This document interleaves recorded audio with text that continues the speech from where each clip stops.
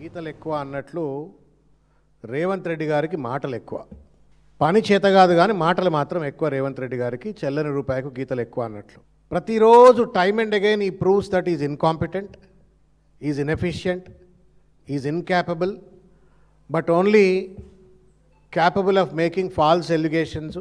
నోటికి ఏదొస్తే అది మాట్లాడటము, మంది మీద బట్టగాల్చి మీదేయటం, తన చేతగాని తనాన్ని కప్పిపుచ్చుకోవటం, తన కుంభకోణాలను కప్పిపుచ్చుకోవటం, అవినీతిని కప్పిపుచ్చుకోవడం అన్నట్టుగా ఒక చిల్లర రాజకీయాలు చేస్తూ రాష్ట్రాన్ని అధోగతి పాలు చేస్తూ ఉన్నాడు.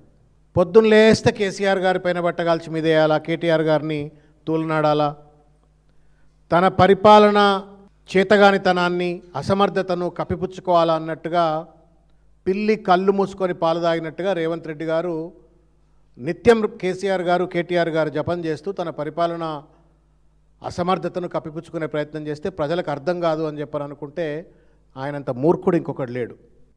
అసలు ఈ ప్యూర్ రేర్ పైన సమగ్రమైనటువంటి ఒక ఆర్థిక సామాజిక అవగాహన రేవంత్ రెడ్డికి లేదు. ప్యూర్ రేర్ అన్నటువంటి అంశాలపైన ఆయనకు లేదు, ఆయన పార్టీలో ఉన్న పెద్ద మనుషులకు లేదు, కేబినెట్ మంత్రులకు లేదు. కనీసం దానిపైన ఒక హేతుబద్ధమైనటువంటి ఒక ఆర్థిక పరమైన చర్చ ఎవరితో కూడా చేసినట్టుగా దాఖలాలు లేవు. కేవలం ఎవరు అడ్వర్టైజింగ్ ఏజెన్సీ ఒక పేర్లు ఇచ్చి ప్యూర్ రేర్ అంటే అది పట్టుకొని రేవంత్ రెడ్డి మాట్లాడుతూ ఉన్నాడు. దానిపైన ఇంకా లోతుగా దమ్ముంటే రేవంత్ రెడ్డి గారు చర్చ చేయాలని చెప్పని కోరుతా ఉన్నాను. అవసరమైతే ఫికీ కావచ్చు, సిఐఏ కావచ్చు, ఇంకా అనేక ఇండస్ట్రియల్ ప్రొఫెషనల్ అసోసియేషన్స్ వాళ్ళతో చర్చ చేద్దాము, దమ్ముంటే రేవంత్ రెడ్డి అని చెప్పి నేను అడుగుతా ఉన్నాను.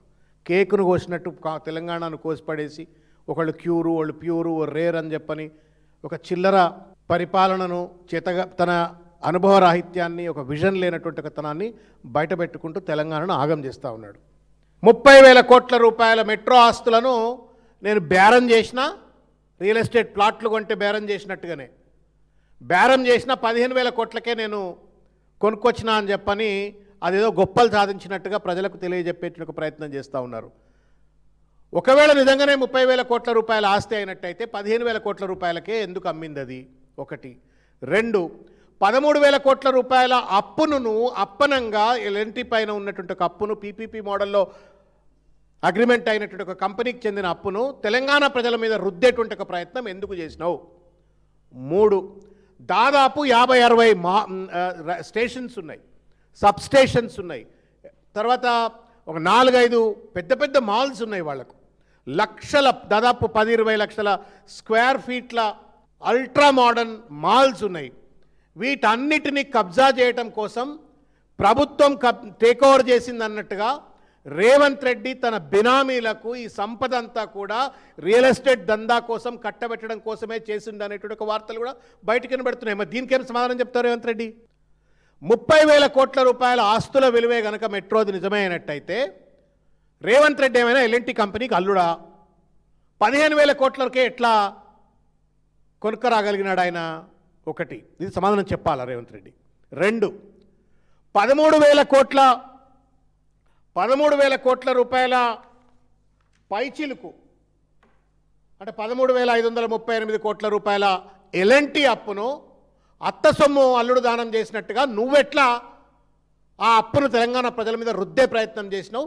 ఏం జవాబు చెప్తావో రేవంత్ రెడ్డి సమాధానం చెప్పాలని కోరుతా ఉన్నాను. నేను స్క్వేర్గా రేవంత్ రెడ్డి మీద ఆరోపణ చేస్తూ ఉన్నాను డైరెక్ట్గా. ఆ మొత్తం 60-70 స్టేషన్లు కావచ్చు, 57-60-70 exact number, I may be wrong factually, but then there somewhere around 50+ or 60+. ఈ స్టేషన్లు కావచ్చు, 12-15 లక్షల స్క్వేర్ ఫీట్ల మాల్స్ కావచ్చు, తర్వాత గత ప్రభుత్వం ఇచ్చినటువంటి ఒక భూమి కావచ్చు, ఆస్తులు కావచ్చు, వీటన్నిటినీ ప్రభుత్వపరమైంది అని చెప్పని అన్నావు.